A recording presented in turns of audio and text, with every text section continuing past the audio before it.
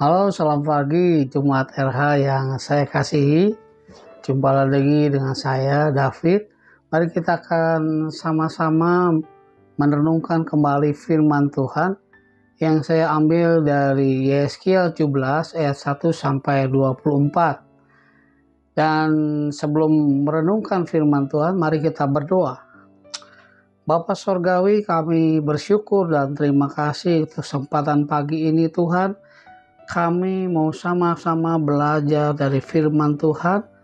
Bantu kami ya Allah Roh Kudus, agar kami boleh mengerti firman Allah dan boleh melakukan kebenaran firman Tuhan itu dalam kehidupan kami sehari-hari.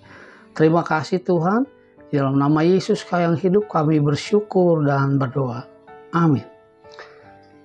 Jemaat RH yang saya kasihi, hari ini saya mengambil tema yaitu ingkar janji. Nah, mengacu tema di atas, kata janji menurut Kamus Besar Bahasa Indonesia yaitu persetujuan antara dua pihak. Masing-masing menyatakan kesanggupan untuk berbuat atau tidak berbuat sesuatu. Mungkin kita juga pernah berjanji kepada seseorang. Kadang-kadang kita juga gampang untuk berjanji, tetapi juga gampang juga untuk mengingkari. Nah, contoh yang paling sederhana yang seringkali kita lihat ya, contohnya yang paling umum ya, ketika menyatakan janji setia kepada pasangan hidup. Oma, opa, atau pemuda-pemuda nih yang udah mengungkapkan janji setia pada pasangan hidupnya di depan Tuhan dan juga di depan jemaat, maka kita renungkan kembali apa yang terjadi ketika janji itu dilanggar oleh salah satu pasangannya. Ya, tentu masalah akan semakin runyam. Namun kita dapat memilih menyelesaikan masalah tersebut. Masalah tersebut bisa diselesaikan secara kekeluargaan atau yang paling tidak diharapkan itu terjadi perceraian. Demikian juga kalau ayah, ibu, atau omah, opah janji kepada anaknya, janji kepada cucunya untuk jalan-jalan, atau cucunya dijanjikan sesuatu.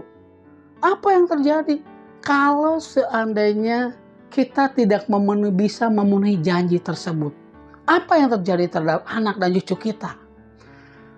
Mungkin cucu kita sangat begitu kecewa, ya, sangat kecewa, dan mungkin cucu kita berkata, oma, opa, atau juga ayah ibu adalah seorang pembohong.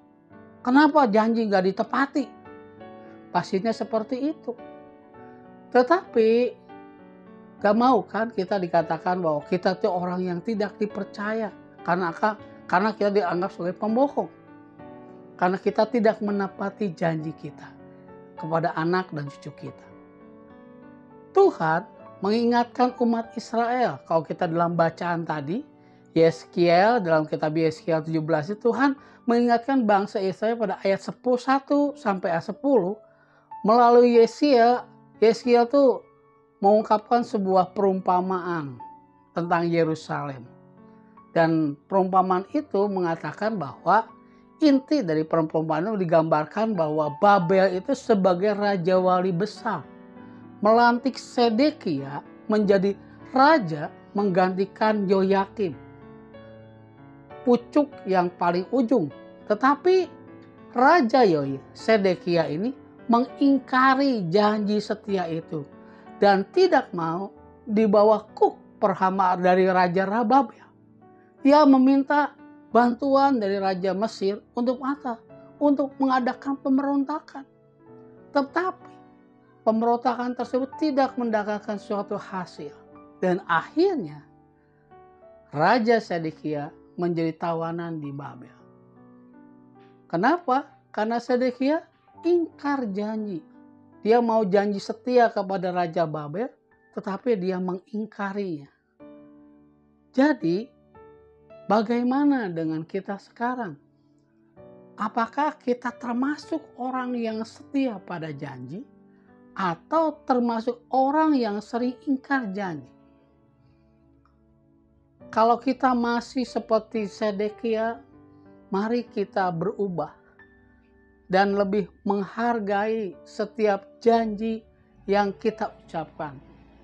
Seperti Tuhan Yesus yang selalu mau menepati janji bagi umatnya yang percaya kepadanya. Amin. Tuhan memberkati kita sekalian.